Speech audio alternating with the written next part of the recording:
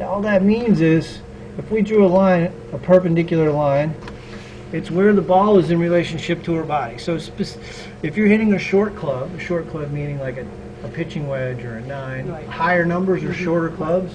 They're shorter in length and they have a different angle. Right. They have more angle. So the ball's going to be positioned pretty much in the center of your chest. Okay. That's what you need to know. Notice her hand position. Now I have a couple grip trainers. When you hold on to the club, you want to hold it. If you just let your arm hang down, notice how your arm just hangs. Okay. If my arm's going to hang, you see how my back of my hand's pointed straight up. Okay. I wouldn't hang my arm this way, right? Because it doesn't hang that way. It just hangs like that. No, So- mine hangs that way. So if mine hangs this way, I'm going to grip it that way.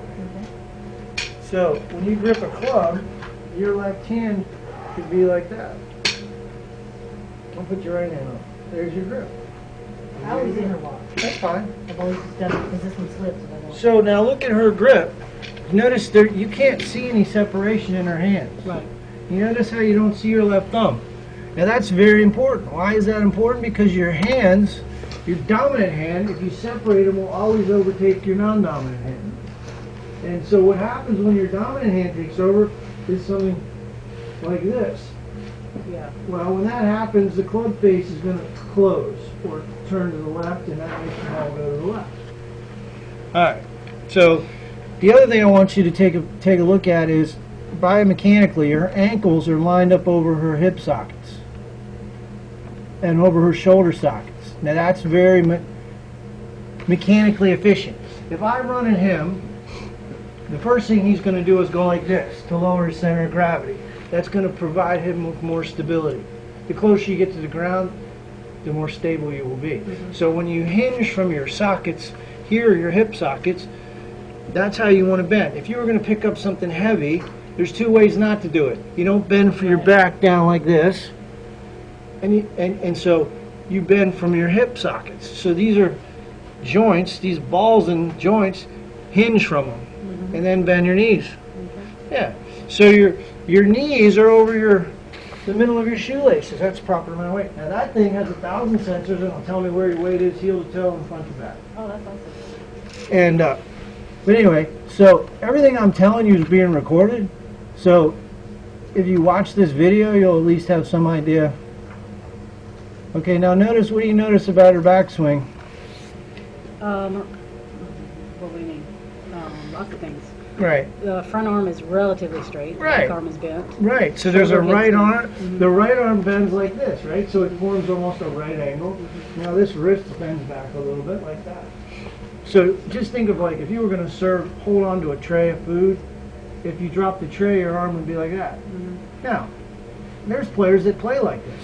Some guys go back like this and then they drop their shoulder. Now if you have a shoulder problem, externally can't rotate your shoulder this way, you're probably going to swing like this if you have a bad shoulder. He probably has a bad shoulder, so he probably can't do this because it hurts.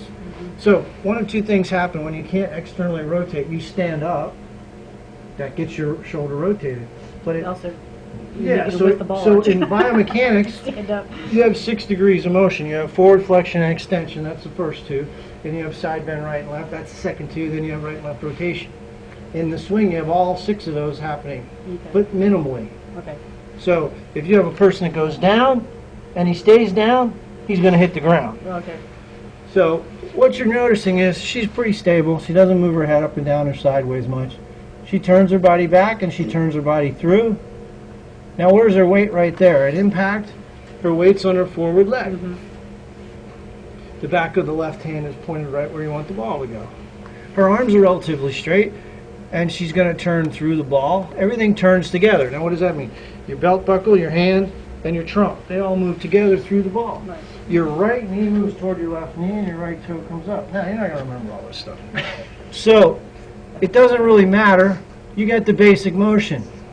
Now, you're not going to learn that all in one day. I do have a pretty. My follow through doesn't go like that, but it goes pretty far. Right. So that's the basic swing. In a nutshell, what you want to do is get the grip and the stance and the setup. So the ball starts here and it moves forward just a little bit with each club. We're only talking about. Really? Okay, I didn't know that. Yeah. Okay. Okay, now, what's the most important thing to learn in physics of golf? 80% of directions is controlled by the face of the club. So, this is a geometry lesson. Physics, too. Did you take